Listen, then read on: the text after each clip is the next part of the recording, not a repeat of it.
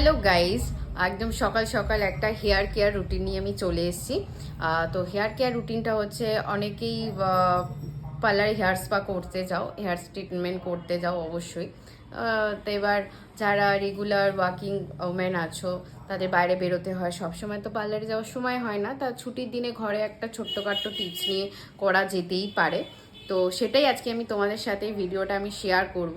তো আমি কি কি তার জন্য নিয়ে নিয়েছি সেটা একবার সব আমার উপকরণ। এখানে পাতিলেবু, বেসন, টক দই আর ডিমের সাদা অংশ, সব উপকরণ একসাথে মিক্সড করে নিয়েছি, মিক্সড করে ফেটিয়েও নিয়েছি।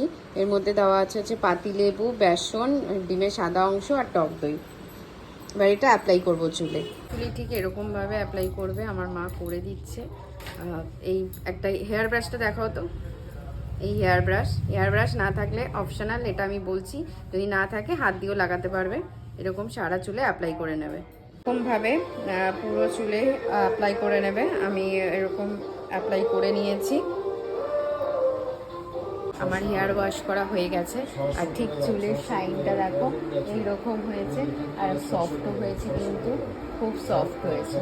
দেখো খুব সফট হয়েছে, আর কি শাইন করছে, কিন্তু খুব ভালো শাইন করছে। তো তোমরা কিন্তু একবার এটা ইউজ করে দেখতে পারো, ঠিক আছে? প্রচণ্ড উপকারে লাগবে। আর বেসন, পাতিলেবু সব কিছু আমাদের চুলের কাজে লাগে, স্কিনের কাজেও লাগে। তোমরা সেটা খুব ভালো করেই জানো। একবার ইউজ করে দেখো আমার কথা মতো।